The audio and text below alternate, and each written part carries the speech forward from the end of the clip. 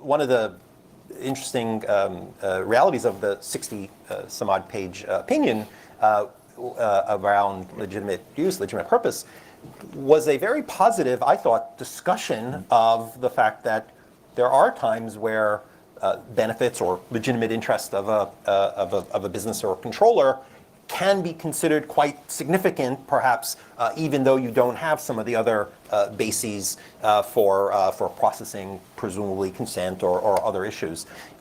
Should I not get too excited, Jaakko, that this is some increased appreciation from data regulators for a benefit and risk approach? And with sort of that backdrop, how does that opinion or sort of your concerns about this effort to shift focus clashes with some of the basic concerns, or is it compatible? And are we simply talking about messaging? Are we simply to look to sort of Peter's comment that we're not changing anything here? We're saying we all jump up and down about a couple of the phrases and say this is, you know, the primary basis. Let's breathe more life into principles that are there but seem to have been getting short shrift. Has the Article 29 given us some positive look that supports the model that we've heard about today? What are your thoughts?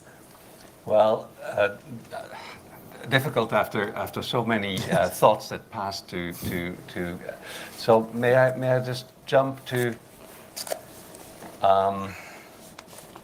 the fear that I have, having a look at the work that has been done and still is being done by Bojana and Richard, is the fear that I got when I visited Silicon Valley. Okay, I was there with Peter Hastings, and people looked at me as their grandfather because they were all. But the end, very short, they said, "It's interesting what you're saying, but our business model is against it." Now, if that's the key point in what these gentlemen are doing, then I'm against it. Because the principle-based approach of privacy, and I'm not going to go through these principles right now,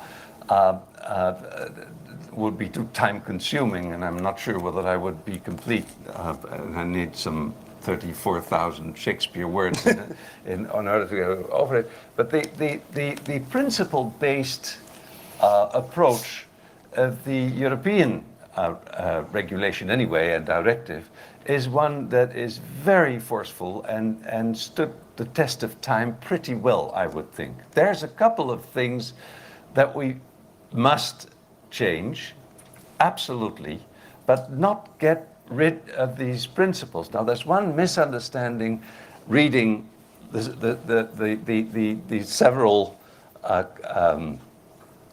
pieces of paper that were much shorter than our legitimate interest opinion, by the way, but come close to it, is that the notice and choice model, in fact, is a very US-based model. I'm not talking too much about fundamental rights and stuff like that, but you need a legal ground and to work with data anyway, and the consent is only one of them, and not even the most important one. Long legal notices will most likely not even lead to valid consent as far as the European legislation is concerned.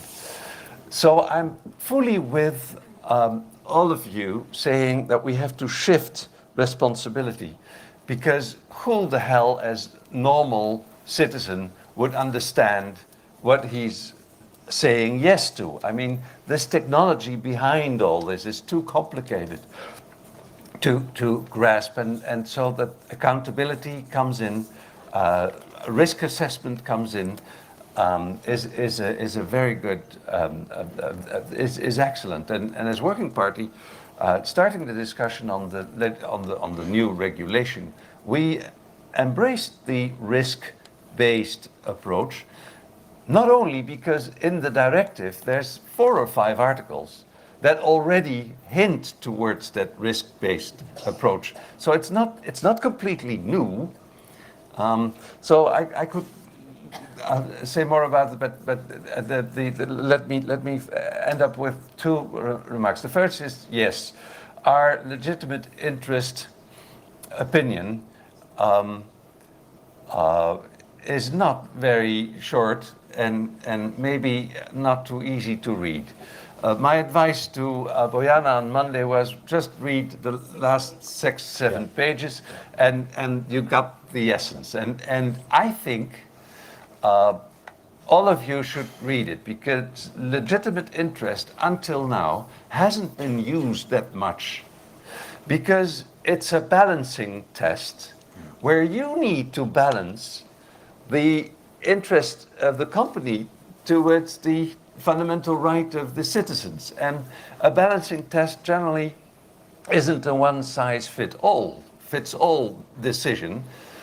A balancing test requires everyone to think a little bit.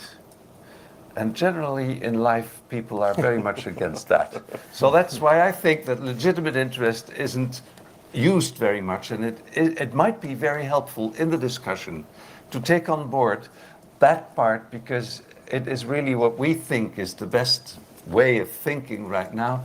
There's 6 legal grounds, one of them being legitimate interest, and have a look at it, because then probably things like risks, even somewhat more looking at the use and maybe less at the collection as such, although I'm very much